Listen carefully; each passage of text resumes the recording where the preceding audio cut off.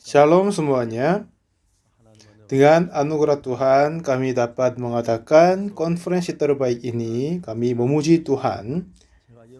Ada banyak yang saya mau berkata kepada semua, tetapi pusat dari semua keinginan ceritaku adalah Yesus Kristus.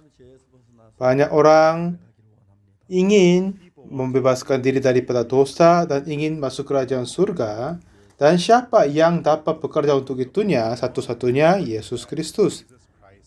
Malah ini juga kita mulai berbicara tentang itu. Kita baca Keluaran pasal 12 mulai ayat 1 sampai 14 kita baca. Berfirmanlah Tuhan kepada Musa dan Harun di tanah Mesir. Bulan ini akan menjadi permulaan segala bulan bagimu. Itu akan menjadi bulan pertama bagimu tiap-tiap tahun. Katakanlah kepada segenap jemaah Israel, pada tanggal 10 bulan ini, diambillah oleh masing-masing seekor anak domba menurut kaum keluarga, seekor anak domba untuk tiap-tiap rumah tetangga. Tetapi jika rumah tetangga itu terlalu kecil jumlahnya untuk mengambil seekor anak domba, maka ia bersama-sama dengan tetangganya yang terdekat ke rumahnya haruslah mengambil seekor menurut jumlah jiwa. Tentang anak domba itu, kamu buatlah perkiraan menurut keperluan tiap-tiap orang. Anak dombamu itu harus jantan, tidak bercela, seumur setahun. Kamu beroleh ambil domba atau kambing. Kamu harus mengurungnya sampai hari yang ke-14 bulan ini. Lalu seluruh jemaah Israel yang berkumpul harus menyembelihnya pada waktu senja. Kemudian dari darahnya haruslah diambil sedikit dan dibubuhkan pada kedua tiang pintu dan pada ambang atas, pada rumah-rumah di mana orang memakannya. Dagingnya harus dimakan mereka pada malam ini juga. Yang dipanggang mereka harus makan dengan roti yang tidak beragi serta sayur pahit. Janganlah kamu memakannya mentah atau direbus dalam air, hanya dipanggang di api, lengkap dengan kepala dan betisnya dan isi perutnya. Janganlah kamu tinggalkan apa-apa dari daging itu sampai pagi. Apa yang tinggal sampai pagi, kamu bakarlah habis dengan api. Dan beginilah kamu memakannya. Pinggangmu berikat, kasut pada kakimu, dan tongkat di tanganmu. Buru-burulah kamu memakannya. Inilah Paskah bagi Tuhan. Sebab pada malam ini aku akan menjalani tanah Mesir, dan semua anak sulung dari anak manusia sampai anak binatang akan kubunuh, dan kepada semua Allah di Mesir akan kujatuhkan hukuman. Akulah Tuhan. Dan darah itu menjadi tanda bagimu pada rumah-rumah di mana kamu tinggal. Apabila aku melihat darah itu, maka aku akan lewat daripada kamu. Jadi tidak akan ada tulah kemusnahan di tengah-tengah kamu apabila aku menghukum tanah Mesir. Hari ini akan menjadi hari peringatan bagimu. Kamu harus merayakannya sebagai hari raya bagi Tuhan turun-temurun. Kamu harus merayakannya sebagai ketetapan untuk selamanya. Sampai 14 kita baca. Jadi saudara, tahun 62 pada saat saya membaca Alkitab, saya menemukan dan percaya bahwa oleh darah Yesus Kristus dosaku telah ditebuskan dan dihapuskan. Setelah itu saya mulai berpikir, apa yang Tuhan sesungguhnya mau melakukan untuk kita manusia? Tuhan Yesus mati di atas kayu salib dan menghapus dosa kita. Tetapi kepada yang masih belum tahu, pasti Tuhan harapkan kita kabarkan itu. Bagaimana caranya, tetapi enggak tahu. Tapi pada saat saya melayani bekerja untuk itu, Tuhan pasti akan senang. Lalu Tuhan membuka jalan, bisa saya masuk ke STT dan menuntun ke sana. Tahun yang anakku dilahirkan itu tahun 74. Dan tahun itu adalah tahun ayahku meninggal dunia. Setiap kali saya berpikir waktu ayahku meninggal dunia, sudah banyak sekali tamu datang untuk berduka di rumah saya. Sekitar jam 11 malam mereka semua pulang ke rumah masing-masing. Lalu saya keluar di lapangan di belakang. Lalu saya melihat di langit, ada banyak bintang-bintang bercahaya di sana.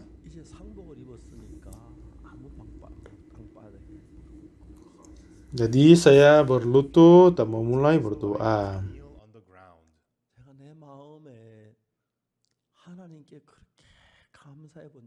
Saya tidak sama sekali pernah terasa syukur lebih dari hari itu. Saya ucap, Tuhan, terima kasih banyak. Inilah ayahku meninggal dunia. Tapi pas waktu itu kakakku pergi ke Jepang, ya, tidak ada di tempat kami.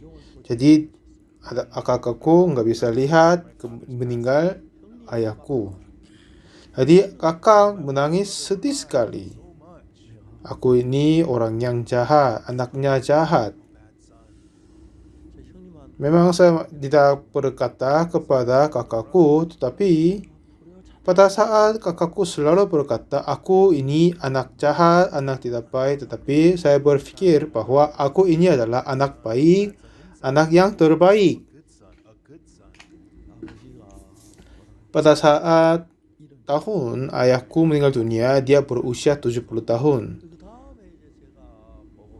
Pada saat saya berusaha beritakan Injil kepada ayahku, memang saya beritahu kepada para presiden, para raja, dan juga banyak pendeta-pendeta sudah terima keselamatan Tuhan, tidak dapat menghitung semuanya. Tetapi apa yang saya teringat yang besar adalah ayahku.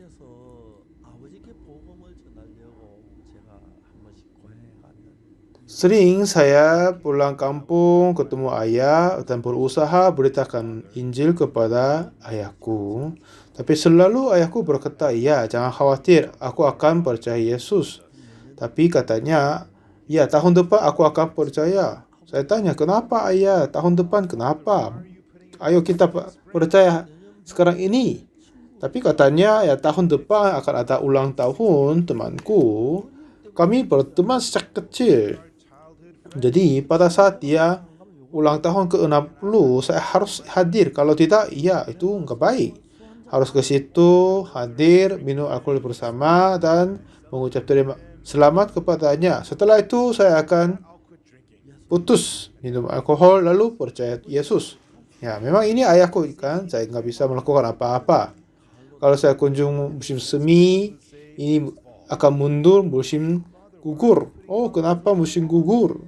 Katanya bulan September akan datang, temanku dapat menantu perempuan, jadi harus hadir ke sana. Jadi ayahku selalu senang bergaul dengan teman-temannya. Dengan begitu, 10 tahun sudah berlalu. Tapi waktu itu ayahku kena penyakit ma. Kira saya dia tidak akan tahan lama. Oleh sebabnya usianya tinggi, akhirnya dia meninggal dunia. Ya, memang tidak ada yang masalah. Biasanya orang meninggal dunia. Tetapi kalau dia meninggal dunia tanpa menerima pengampunan dosa, itu akan menjadi penyakit di dalam hatiku seumur hidupku. Jadi pada saat dengan kebetulan ayahku tinggal bersama dengan saya selama 6 bulan, itu hal-hal yang saya merasa syukur. Satu ketika, ya saya sadar bahwa ayahku tidak akan tahan lama, dia akan meninggal cepat. Mungkin beberapa bulan saja dia dapat hidup lagi. Tetapi selama saya hidup bersama dengan ayahnya, aku ini adalah pendeta kan? Tetapi kalau ayahku tidak masuk kerajaan surga, bagaimanakah mungkin saya lanjut pelayanan misi ini? Tetapi ayahku tidak mau terima. Lalu saya tidak tahu apa yang saya harus melakukan. Jadi suatu hari pagi dia panggil saya ke kamarnya. Anak perempuanku, anak sulungku namanya Unsu. Biasanya ayahku tak panggil saya begitu. Ayo, ayah Unsu, kamu ada di sana? Begitu. Ya, ayah, saya jawab. Dan saya masuk ke kamar ayah dengan istriku. Waktu itu, ayahku berbaring. Untuk terima kami, dia berusaha bangun dan duduk. Dan apa yang dia memulai berkata sesuatu, tetapi tiba-tiba dia memuntah darah. Saya terkaget itu. Dia memuntah darah dari mulutnya. Itu yang belum pernah melihat yang terjadi begitu. Itu apa yang saya merasa takut dan kaget. Jadi istriku juga menangis terusnya. Dan dengan itu ayah saya sama saya sendiri dan istriku, kami bertiga berpikir yang sama. Ya pasti, ini adalah sudah dekat kematian ayahku. Istriku mulai menangis, lalu dia membersihkan kamarnya. Lalu dia siapkan selimut yang baru biar ayahku bisa istirahat. Tapi setelah itu tidak ada yang kita bisa berkata. Lalu saya tanya, apa ayah baik? Katanya, iya, masih oke, baik. Ayah berkata. Lalu saya lanjut berbicara bahwa, ya sekarang ini kakakku nggak ada. Jika misalnya Anda meninggal dunia, ya kadang kami rindu tentang Anda, Bapak. Mungkin kami ingin dengar suaramu. Jadi saya siapkan yang rekaman itu. Jadi ada yang ayah mau berkata, silakan katakan kepada kami. Setelah ayah meninggal dunia, pada saat ada hari yang ingatan, kami akan kumpul keluarga. Mungkin kami dengar ulang suaramu, Bapak. Jika Anda katakan apa yang ingin katakan, kami akan rekam mulai sekarang. Jika baik, silakan katakan apa yang mau sampaikan. Tinggalkan kepada kami. Dengan berbaring ayahku, katanya, iya, kerjamu bagus. Ya, memang ada beberapa yang saya mau katakan kepadamu. Sekitar 1 jam, ayahku berkata sesuatu yang kami masih belum tahu dan ceritakan apa yang dia masih belum ceritakan kepada kami. Seperti apa ya, kata terakhir itu kan. Dan semua itu apa yang dia berkata adalah, jika aku mati, ya memang kepunyaanku sedikit, tetapi kalian saudara jangan tengkar karena kelahi oleh sebabnya itu. Lalu seseorang yang orang ini yang Papa Kim, dia akan ganti baju kematianku. Lalu saya selalu menjaga dia, jadi dia tidak akan menolak untuk membersihkan tubuh kematianku. Dan tempat pemakaman adalah samping ibumu, yaitu tempatnya baik. Pakai itu aja. Dengan begitu, ayahku sudah sampaikan semuanya. Lalu saya berhati-hati bertanya kepada ayah bahwa jika ayah meninggal dunia, aku akan melakukan semua yang ayah perintahkan. Memang tubuhmu kami akan melayani semua yang perintahmu, tetapi di mana jiwamu, di mana rohmu akan pergi? Lalu ayahku terasa takut. Sudah lama dia tidak sama sekali tidak berkata apa-apa. Lalu dia bernafas panjang lalu berkata, "Aku ingin masuk kerajaan surga." Tetapi, akan tetapi itu terlambat. Aku tidak sama sekali mempunyai harta atau upah biar saya masuk kerajaan surga. Itulah saatnya saya terasa syukur sekali sampai menangis kepada Tuhan. Ya, untuk masuk kerajaan surga, tidak kita ke situ dengan upah kita atau pekerjaan kita, tetapi hanya oleh anugerah Tuhan, hanya oleh darah Yesus. Yang kedua, apa yang saya terasa syukur adalah aku menjadi pendeta dan sudah tahu bagaimana saya dapat jelaskan caranya kita masuk kerajaan surga. Jadi saya biarkan ayahku tetap berbaring dan sekitar 2 jam saya terus sampaikan Injil Yesus Kristus. Ayah, sampai sekarang kami berpikir kita harus melakukan sesuatu baik untuk masuk kerajaan surga. Tetapi kita semua adalah orang berdosa, harus dibinasakan, dikutuk. Tetapi oleh sebabnya Yesus mengampun dosa kita oleh darahnya di atas kayu salib. Dan inilah cara gimana kita terima pengampunan dosa oleh iman. Ini saya jelaskan kepada ayahku. Yang setelah itu, itulah saatnya ayahku percaya. Saya merasa syukur sekali sampai menangis. Dan dengan diam ayah berkata dengan diri sendiri, Tuhan dan Tuhan Yesus, ya terima kasih banyak. Tuhan telah menghapus semua segala dosaku dengan darah Yesus di atas kayu salib. Terima kasih banyak. Dalam hatinya dia berkata kepada dirinya sendiri. Setelah ayahku menerima pengampunan dosa, dia merasa sangat-sangat berbahagia. Emang ayahku belum pernah ikut gereja. Selama tinggal bersamaku sekitar beberapa bulan, itulah saatnya dia pergi ke gereja saja.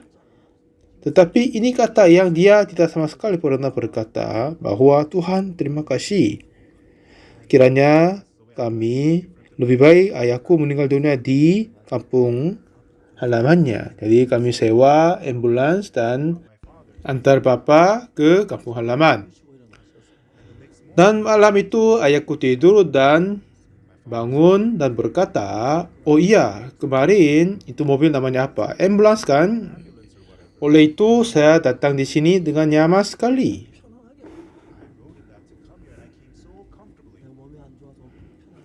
Ya, dulu saya kira karena saya sakit, tidak nyaman dalam kendaraan, tapi saya terasa senang, enak di situ. Ya, saya terima kasih kepada Tuhan. Apa kalian bisa memuji puji nyanyian, bernyanyi puji nyanyian untukku? Ya, ini belum pernah saya lihat ayahku berkata begitu. Setelah ayahku terima pengampunan dosa, menjadi orang yang terbaru. Jadi kami penuh dengan syukuran dan memuji puji nyanyian. Setelah kita selesai sarapan, ayahku berkata, ya kamu pergi dan panggil nama ini yang lain-lain. Dan ini orang-orang teman-teman saya, aku mau ketemu sebelum aku mati, panggil mereka. Jadi saya panggil teman-teman ayahku dan ayahku berbaring dan dia berkata, ya, apakah kamu bisa siapkan makanan dan minuman dan siapkan mereka dan sajikan kepada teman-temannya. Lalu kata ayah, ya, sedang aku menuju ke surga. Aku akan ke kerajaan surga dengan iman kepada Yesus yang percaya anakku ini. Dan di situ saya akan siapkan tempat-tempat yang terbaik untuk kalian.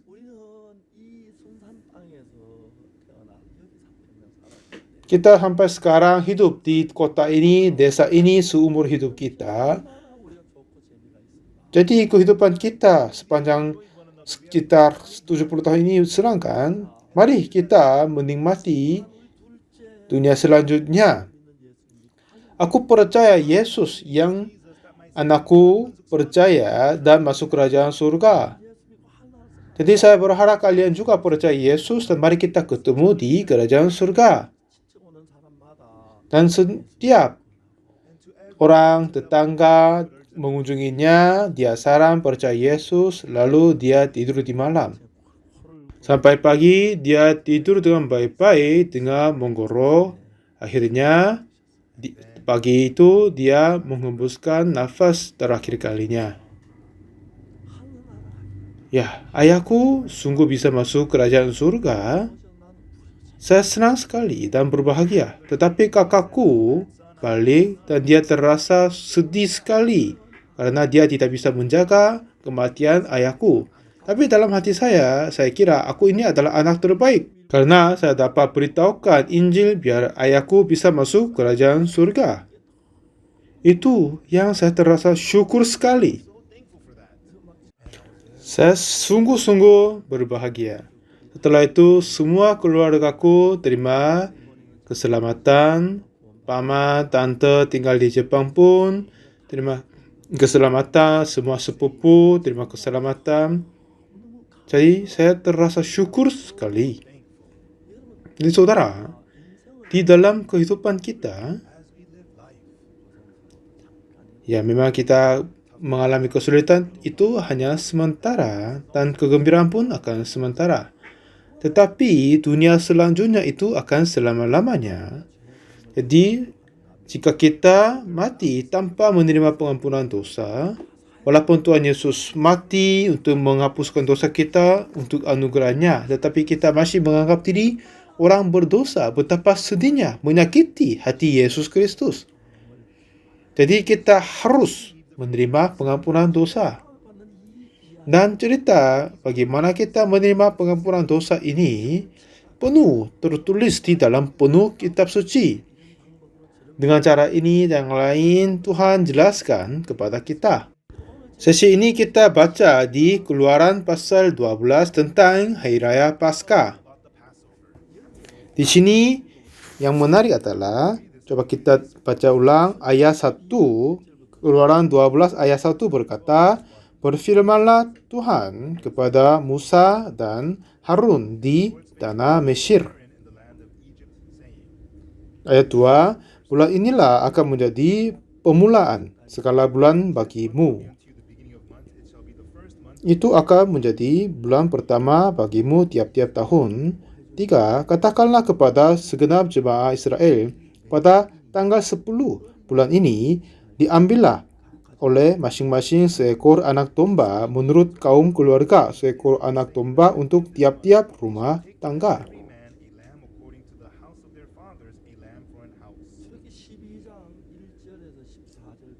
Dari Keluaran pasal 12 mulai ayat 1 sampai 14. Ini judulnya anak domba. Ayat 4, "Tetapi jika rumah tangga itu terlalu kecil jumlahnya untuk mengambil seekor anak domba, maka ia bersama-sama dengan tetangganya yang terdekat ke rumahnya haruslah mengambil seekor menurut jumlah jiwa. Tentang anak domba itu kamu buatlah perkiraan menurut keperluan tiap-tiap orang." Ayat 5, "Anak domba itu harus jantan, tidak bercela, berumur setahun. Kamu boleh ambil domba atau kambing." Ayat 6, "Kamu harus menggurungnya sampai hari yang ke-14 bulan ini. Lalu seluruh jemaah Israel yang berkumpul harus menyembelihnya pada waktu senja." Jadi ini cerita tentang Paskah. Paskah ini artinya melewati. Artinya melewati. Lewat apa? Tulah dan kutuk dan kebinasaan turun ke mereka, tetapi melewatinya, menghindari orang dan melebihinya dan melewatinya. Tidak mengatakan kematian dan melewati dan ke sampingnya. Jadi malaikat yang maut itu datang membawa pedangnya dan setiap rumah-rumah dia mengunjung datang dan membunuh anak yang sulung di rumahnya. Dan malaikat itu adalah malaikat yang mau, jadi tidak sama sekali cara yang menghindarinya. Cerita ini adalah kita semua yang dibinasakan karena dosa penting sekali kepada kita. Jadi malaikat yang membawa maut itu mengelilingi seluruh daerah Mesir dan membunuh anak sulung di setiap-tiap rumah dengan pedangnya. Tetapi di sini bagaimana caranya selamatkan orangnya, jiwanya adalah anak domba. Jadi mereka harus memilih dan mempersiapkan seekor anak domba dan juga mempersiapkan tanggal ke-14 waktu senja dari bulan pertama itu kan, dan menyembelih, lalu mengambil darah dari anak domba, membubuk di kedua tiang pintu dan pada ambang atas.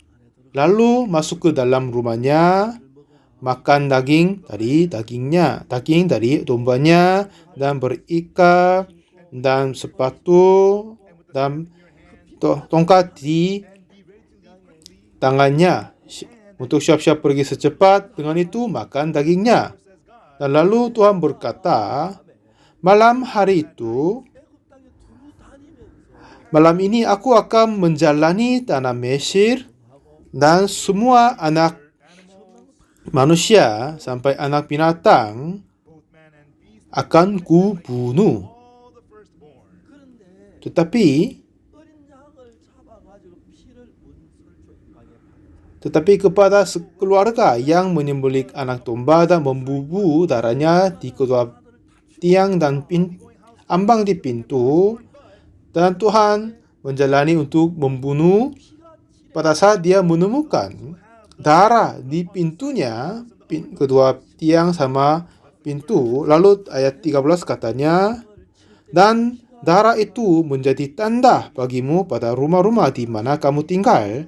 Apabila aku melihat darah itu, maka aku akan lewat daripada kamu. Aku akan lewat pada kamu pada aku lihat darah itu. Jadi tidak akan ada tulah kemunasan di tengah-tengah kamu. Jadi di sini katanya, jika darah anak domba dibubuk di kedua tiang sama ambang di atas pintu, dan kematian yang harus datang kepada aku, tetapi ganti kepada anak domba, dan dia mati disembelih. Dan dengan tanda kematian itu, membubuk darah di kedua tiang sama ambang atas pintu. Pada saat itu malaikat datang membunuh orang untuk pedangnya, tetapi kepada dia melihat darah di pintunya, dia akan melewatinya. Dia akan lewat dari sana. Artinya ini adalah maksudnya Paskah. Jadi judul di dalam cerita ini adalah tidak tergantung orang baik atau orang jahat. Ada orang jujur atau tidak, itu tidak masalah. Atau orang mempersembahkan banyak atau kecil, atau membantu bangun gereja atau tidak. Itu tidak sama sekali terhitung di dalam hukuman ini. Tetapi apa yang tersangkutan adalah satu-satunya darah anak domba. Itulah yang selamatkan kita.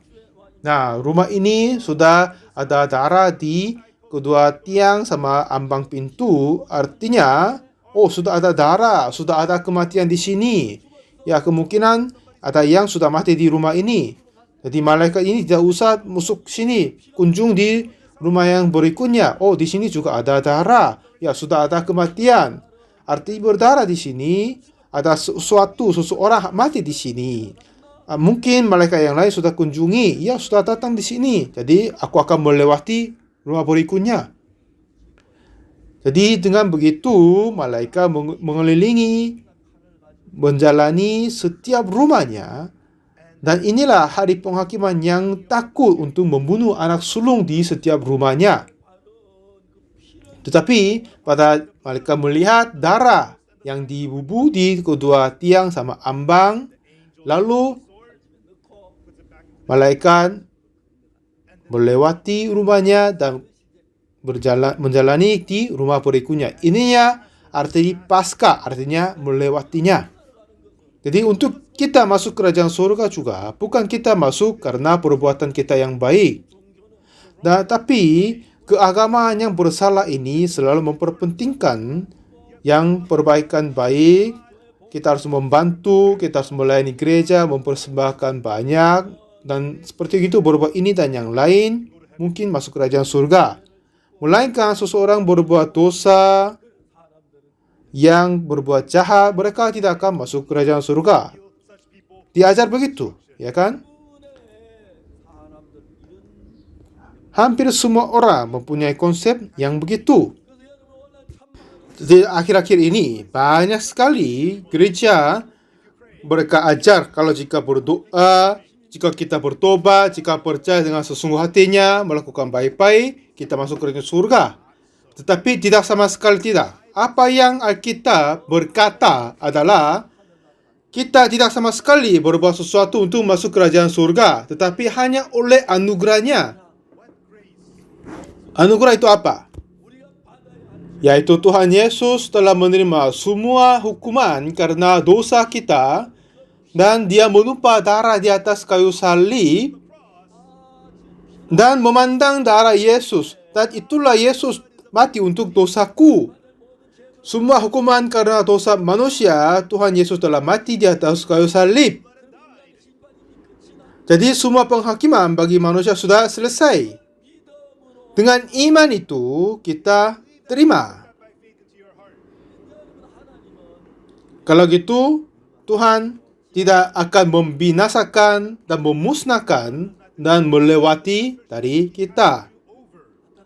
Apa yang sayang sekali saat ini adalah banyak orang sekarang berkata mereka yang percaya Tuhan tetapi masih kurang tahu tentang kebenaran dari kitab suci. Jadi berusaha mempersembahkan banyak, bertobat ini dan berdoa, melakukan ini yang lain, berbuat lagi, menambah seterusnya berusaha.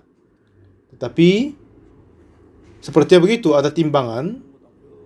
Kalau menimbang kasih berat kiri akan arah kiri kan. Seperti yang berbuat sesuatu yang baik, mungkin kita akan masuk kerajaan surga. Atau kalau berbuat banyak kejahatan akan jatuh ke neraka. Ini banyak orang berpikir begitu. Tetapi sesuai dengan Alkitab, untuk Hari Raya Paskah, dengan ini Tuhan berkata, siapa yang akan diselamatkan dan masuk kerajaan surga, siapa yang terkutuk dan dibinasakan ke neraka. Nah, sungguh Tuhan Yesus mati di atas kayu salib untuk dosa kita. Di tanah Mesir inilah hari yang keberadaan tulah, dan setiap rumah harus dibunuh anak sulungnya. Tetapi rumah apa yang dapat selamat anak sulungnya? Rumah di mana membubuh darah di kedua tiang dan ambang di atasnya. Darah ini buat dari mana? Beli dari tukang jual daging? Bukan kan? Kematian anak domba. Aku harus mati karena dosaku, tetapi anak domba mati ganti saya. Dan olehnya ambil darah, membubuk di atas tanda-tanda mezbah. Inilah buktinya untuk selesai dosa kita. Tidak perlu membunuh di sini, jadi melewatinya. Ini artinya Paskah. Anak domba ini berarti Yesus Kristus. Yohanes Pembaptis berkata kepada Yesus, lihatlah anak domba Allah yang menghapus dosa dunia. Dia berkata tentang Yesus apa? Anak domba Allah. Untuk kita tidak dibinasakan, anak domba Allah dibunuh dan menumpah darah untuk kita kepada rumah yang membubuh darah ditimbang dan ambang. Malaikat Tuhan datang untuk membunuh anak sulung, tetapi melihat darahnya dan melewatinya. Ini apa artinya? Anak domba itu adalah sesungguhnya Yesus Kristus. Saya ulang lagi, Yohanes Pembaptis berkata, lihatlah anak domba Allah yang menghapus dosa dunia. Jadi Tuhan telah menanggung semua dosa kita dan dia dihukum mati di atas kayu salib, dan dengan itu berdarah di dalam hati kita. Darah Yesus Kristus oleh kematiannya mengampun dan menghapuskan dosaku. Darahnya menjadi bukti kita. Itulah tanda terima Tuhan telah menerima semua upah dosaku. Tetapi banyak pimpinan kekristenan saat ini, memang kita tidak sama sekali punya cara yang lain selain cara Yesus Kristus. Selain itu tidak ada pengampunan, tetapi jika kita mempersembahkan banyak, memberitakan, berdoa sepanjang malam, doa di bukit doa, akan mempersembahkan banyak, ada yang diajar, masuk kerajaan surga. Tapi tidak, sama sekali tidak. Apa yang Tuhan ajar kepada kita melalui kitab suci adalah membeli anak domba dan membubuh darahnya kedua tiang dan ambang pintu. Di sini, di rumah ini sudah ada kematian. Jadi, rumah ini dilewatinya. Jadi, satu ketika malaikat datang di rumahku, di hatiku, ya di dalam rumah hatiku sudah ada darah anak domba. Seharusnya aku dikutuk, dihukum mati, dan dibinasakan karena dosaku, tetapi Tuhan Yesus mati karena dosaku. Jadi dengan itu dosaku telah dihapuskan olehnya. Seorang yang percaya ini, mereka adalah yang mempunyai darah Yesus dalam hatinya. Dihapuskan dosaku hanya oleh darah Yesus. Ya, kenapa darah Yesus mengampun dosa kita? Darah Yesus ditumpah karena kematian di atas kayu salib. Dan kematian Yesus di atas kayu salib untuk dia terima semua hukuman karena dosa yang seharusnya kita terima. Dan dia ganti dan mati di sana. Di sana dosa kita telah selesai, hukuman kita sudah selesai, kutuk sudah selesai. Jadi kita memandang darah Yesus. Ya, aku ini berbuat dosa, aku sudah pernah berbohong, pernah mencuri, tetapi darah Yesus di atas kayu salib, darah itu telah buktinya untuk Yesus mati gantiku. Oleh itu, semua penghukuman dosaku sudah selesai. Tidak sama sekali, tidak lagi hukuman dan kutuk karena dosaku. Semua dosaku telah diakhiri di kayu salib. Inilah yang kita percaya kepada agama yang korup. Mereka tidak memperpentingkan darah Yesus, tetapi memperpentingkan perbuatan manusia ini dan yang lain. Tapi Alkitab berkata apa? Efesus pasal 2 ayat 8. Kamu diselamatkan karena iman. Ini bukan hasil usahamu, tetapi pemberian Allah. Nah, jadi kita diselamatkan oleh apa? Kita terima keselamatan oleh kasih karunia dan oleh iman. Kasih karunia ini diberikan cuma-cuma. Kita tidak sama sekali bayar untuk upah dosa kita. Tapi karena semua upah dosa telah ditanggungkan kepada Yesus, dan Tuhan Yesus telah mati di atas kayu salib untuk menanggung dosa kita. Jadi untuk kematian Yesus, semua dosa kita sudah selesai, dan Tuhan memberi itu kepada kita secara kasih karunia. Jadi tidak sama sekali ada tertinggal tugas kita yang harus melaksanakan. Apa yang kita harus ingat dan percaya adalah harus membubuh darah di kedua tiang dan ambang pintu darahnya. Artinya, ya, penghukuman di rumah ini telah diterima kepada anak domba. Di dalam hatiku juga, di dalam pintu hatiku juga ada membubuh darah. Bagaimana pendeta membubuh darah di dalam hatimu? Ya, gampang sekali. Pada saat Yesus mati di atas kayu salib dan menumpah darah, Dia mati karena dosaku dan dia menumpah darah. Jadi pada saat kita merayakan perjamuan suci, kita minum anggur. Inilah berarti darah Yesus untuk dosa kita. Dan kita makan roti. Inilah tubuh yang untuk dikorbankan untuk dosa kita juga. Jadi semua penghukuman karena dosaku telah selesai di atas kayu salib. Jadi ini dengan merayakan itu, makan roti ini, inilah daging tubuh Yesus untuk mengorbankan diri untuk dosa kita. Aku minum anggur, ini adalah darah Yesus untuk menghapus dosaku. Dosa, oleh sebabnya dosaku, aku harus mati, tetapi Yesus ganti kematianku. Jadi semua penghukuman dosaku telah selesai di sana. Jadi aku tidak lagi punya dosa. Jadi Tuhan membenarkan aku.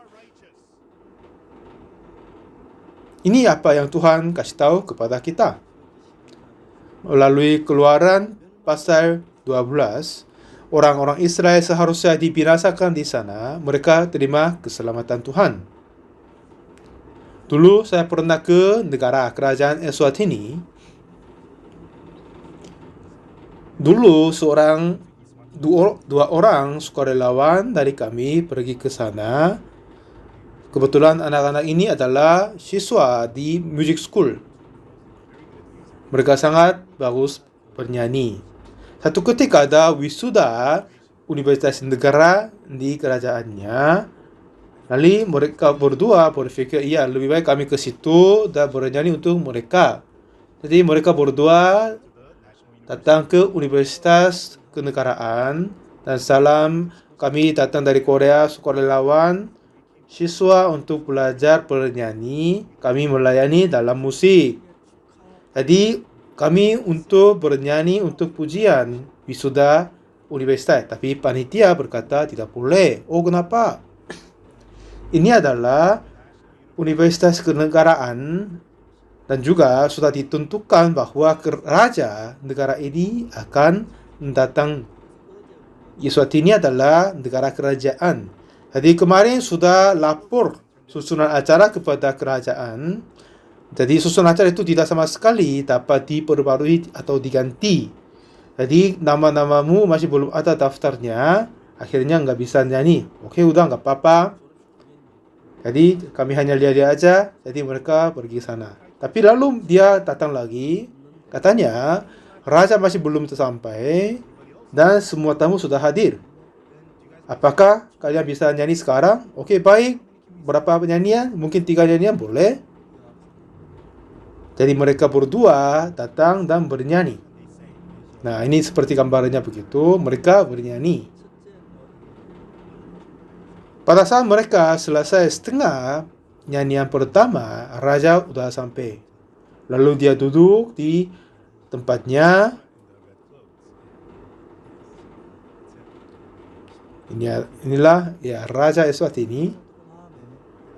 Setelah raja dengar nyanyian dan acara wisuda sudah selesai, lalu raja berkata, ya tadi anak-anak yang bernyanyi panggil mereka.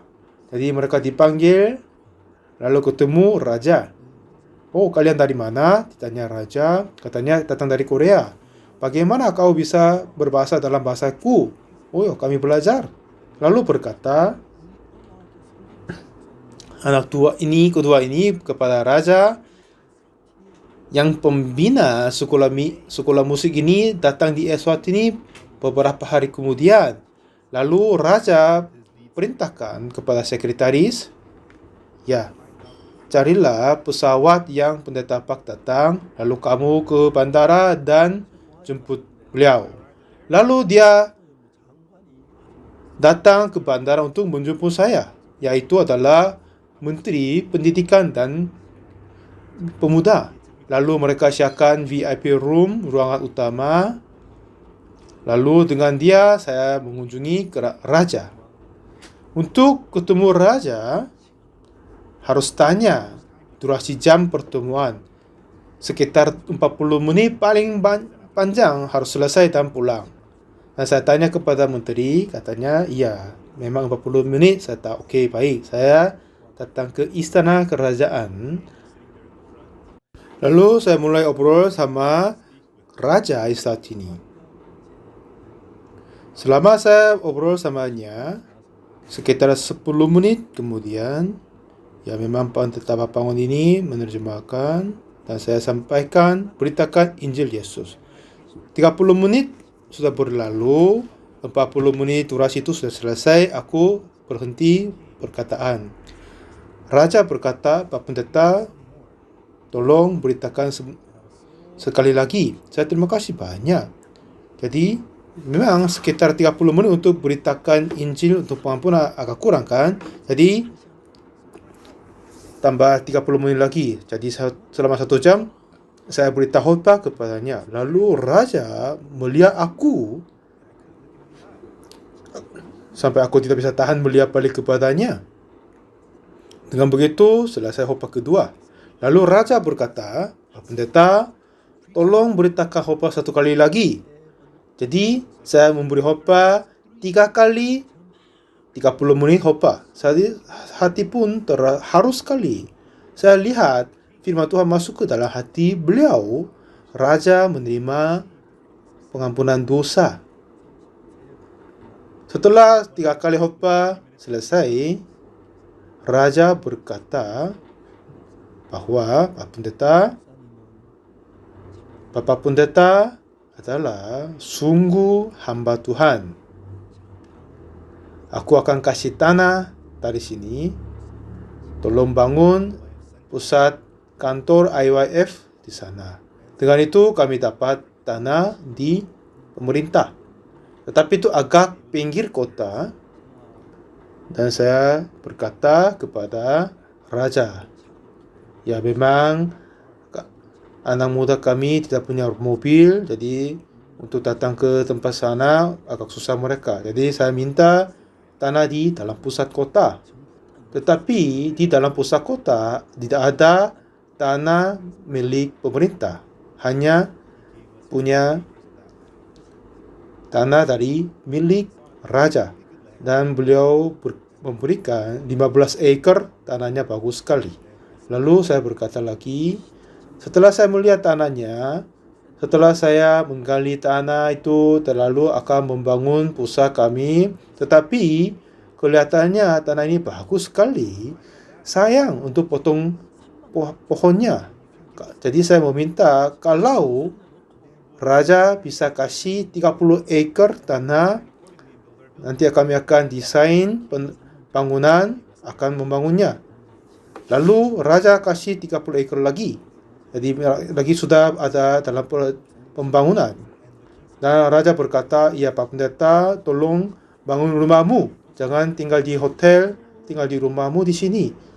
Jadi dia sangat-sangat perhatikan kepada kita. Suatu ketika, ibu dari Raja Ratu kan, dia datang di Korea untuk masuk rumah sakit. Lalu saya ketemu beliau, beritakan Injil, dan hubungan saya sama Raja adalah bagus sekali.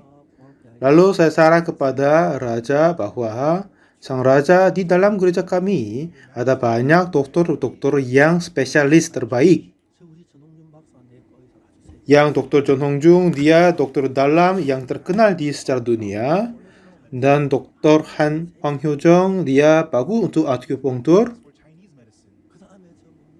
Dan juga Lee Sung-ho, ini penatua untuk yang tukang gigi yang terbaik, dokter gigi terbaik, dan saudari Kim So-hun bagus untuk rumah sakit ibu anak, dan dia baik, dan kami membawa semua ke kerajaannya. Raja merasa senang sekali. Lalu dia membawa semua keluarga kerajaan untuk diperiksa. Kami melaksanakan 2 tahun, tetapi tahun ini oleh corona COVID nggak bisa ke situ. Jadi Raja itu kasih tangannya biar diperiksa badannya seperti yang sangat sederhana, kita seperti teman. Jadi dia sudah menyediakan banyak sekali.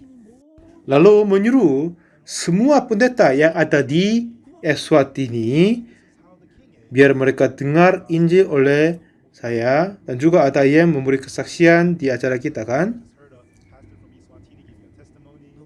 Jadi itu yang saya merasa syukur sekali. Biar kami bisa bekerja bebas di sana, Raja telah membuka semua jalan. Setelah sang raja dengar firman untuk pengampunan dosa, dia terharu dalam hatinya. Jika saya ketemu para presiden, pertemuan itu paling panjang sekitar 40 menit, yang pendek biasanya 20 menit. Tahun ini pada saat pergi ke Amerika Selatan, bertemu 4 presiden dari 4 negara. Selama 1 jam saya memberi khotbah kepadanya, ya mereka semua untuk keselamatan ini bukan kita yang bekerja, tetapi juru selamat harus kerja. Jika kita masuk rumah sakit, bukan kita yang mengobati diri kan, tetapi dokter mengobati kita. Untuk keselamatan juga ada juru selamat dan yang terima keselamatan. Yang pemberi keselamatan ialah Yesus Kristus yang mati di atas kayu salib untuk dosa kita. Bukan kita, bukan juru selamat, tetapi kita harus terima keselamatan. Untuk terima keselamatan, kalau kita bekerja, kita akan menjadi juru selamat. Harusnya juru selamat bekerja, tetapi kita semua adalah penerima keselamatan. Akhirnya kita tidak boleh kerja untuk keselamatan. Kita tidak boleh melakukan apa-apa, hanya terima dengan iman apa yang Yesus melakukan untuk kita. Jika kita berbuat sesuatu, ini keselamatan yang palsu. Yang keselamatan yang benar dan asli adalah pengampunan dosa, masuk kerajaan surga, semua segalanya ditanggung kepada Yesus Kristus. Dialah yang bekerja. Jadi Lukas pasal 10 cerita yang orang jatuh tangan penyamun-penyamun itu kan. Di dalam cerita orang Samaria yang murah hati itu, bagaimana dikerjakan itu? Ada seorang turun dari Yerusalem ke Yeriko, lalu dia jatuh ke tangan penyamun-penyamun dan setengah mati. Artinya apa? Dia adalah yang terima keselamatan. Tetapi dalam perjalanan orang Samaria melihat dia. Di situ yang menarik adalah ada seorang Samaria dalam perjalanan datang di situ belas kasihan kepadanya dan mendekatinya dan membalut dia minyak teranggur dan membalut, menaikkan di keledainya, membawa ke tempat penginapan dan merawatnya. Dan hari berikutnya dia kasih 2 dinar kepada pemilik. Lawanlah dia, kalau kau belajarkan lebih, aku akan gantinya. Jadi di sini cerita yang sangat menarik adalah seperti yang ada yang pemberi keselamatan dan penerima keselamatan. Tuhan Yesus adalah yang pemberi keselamatan dan kita adalah penerimanya. Dan di sana apa yang menarik di dalam kitab suci adalah kitab suci telah menjelaskan dengan sangat baik. Apa yang katanya? Pemberi keselamatan. Siapa? Itu orang Samaria. Dialah yang kerja. Tapi orang jatuh ke tangan penyamun yang penerima keselamatan, dia tidak sama sekali melakukan apa-apa. Bisa paham Bapak Ibu? Kita adalah penerima keselamatan, yaitu kita adalah orang jatuh ke tangan penyamun. Tapi Kekristenan yang bersalah ini mempentingkan kita melakukan sesuatu baik. Kita harus mempersembahkan, kita berdoa banyak, tetapi tidak, sama sekali tidak. Untuk keselamatan, kita tidak boleh bekerja. Kita tidak boleh bekerja. Seperti Efesus pasal 2. Bilang apa? Sebab karena kasih karunia kamu diselamatkan oleh iman ini, itu bukan hasil usahamu, tetapi pemberian Allah. Ini pemberian, hadiah. Apa kita bayar? Tidak mungkin kan? Katanya apa lanjut? Itu bukan hasil pekerjaanmu. Jangan ada orang yang memegahkan diri. Jadi jika kita bekerja, ini tidak akan jadi keselamatan sesungguhnya. Untuk semua proses untuk terima pengampunan dosa harus dilaksanakan oleh Yesus Kristus sendiri. Tetapi sampai sekarang banyak orang berkata, kita harus melakukan seperti orang Samaria yang baik hati. Itu tidak masuk akal. kita semua penerima keselamatan, bukan pemberi. Jadi orang ini jatuh ke tangan penyamun dan setengah mati. Dia sedang mati. Sebentar lagi akan matahari terbenam, akan binatang-binatang datang makan dia dan bunuh dia. Walaupun begitu, dia tidak sama sekali melakukan apa-apa. Pada saat imam berlalu, dia ingin dibantunya, tapi dia berlalu, orang Lewit pun melaluinya.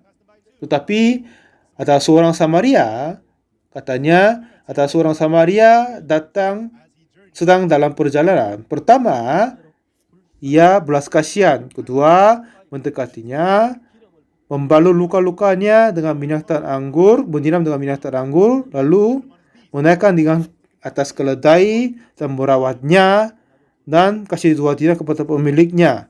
Rawatlah dia, dan jika kau belanjakan lebih, aku akan gantinya. Dia melakukan 10 hal. Di dalam pekerjaan itu tidak ada dilaksanakan oleh yang jatuh tangan penyamun. Keselamatan artinya kita terima pengampunan dari dosa kita.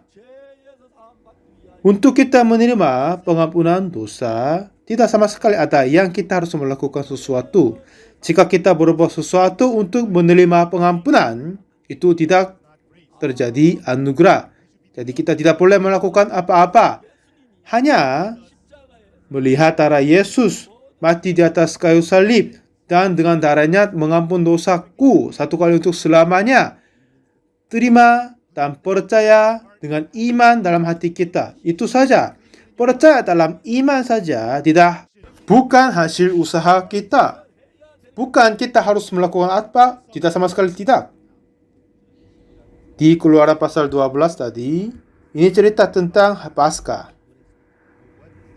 Apa yang mereka melakukan? Tidak sama sekali tidak. Mereka tidak sama sekali melakukan apa-apa. Hanya anak domba darah dan membubuh di atas tiang dan ambang. Dengan melihat darah itu, malaikat itu melewatinya. Kan? Di dalam hatiku dan di dalam hati kita ada darah anak domba. Sudah ada di dalam hatiku.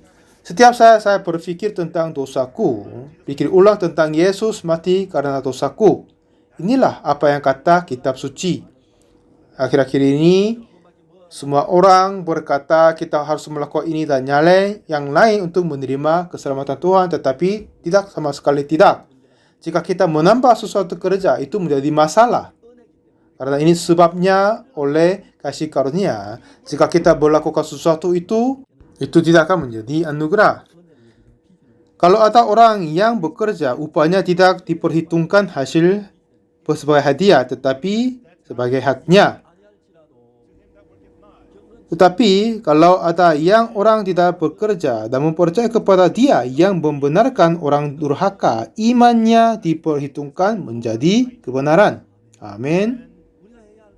Jadi apa yang kita harus melakukan adalah Tuhan Yesus telah menerima semua hukuman dosa kita dengan kematiannya. Jadi tidak sama sekali tertinggal kepada kita. Tetapi di atas kayu salib, Tuhan telah mengampun dosa kita satu kali untuk selama-lamanya dengan sempurna. Jadi dia tidak lagi mengingat dosa kita sekalian. Jadi seluruh kekristenan seluruh dunia harus berubah. Sampai sekarang kita berusaha diri sendiri untuk diselamatkan. Tetapi keselamatan ini kita tidak boleh tangani. Bisa paham kan? Kita tidak boleh menanganinya. Jadi saudara, untuk soal pengampunan dosa, ya itu hal-hal yang susah kan, harus ditangani oleh ahlinya. Untuk pengampunan dosa dan menghapuskan dosa itu juga seharusnya ditangani oleh Yesus Kristus saja. Jika kita ikut campur, tidak, sama sekali tidak. Jadi kita tinggal percaya bahwa Tuhan telah mengampuni dosa kita. Amin. Jadi semua, jika kita berbuat sesuatu, jadi kita dibenarkan, diselamatkan, itu semuanya palsu. Tanpa Yesus kita bukan apa-apa. Dari awal sampai selesai, Yesus harus melakukan semuanya. Jadi itulah menjadi keselamatan yang sempurna. Semakin kita mengikut campur tangan kita, semakin banyak kita berusaha itu makin gagalkan. Jadi anak domba Allah harus mati dan membubuh itu di atas pintu.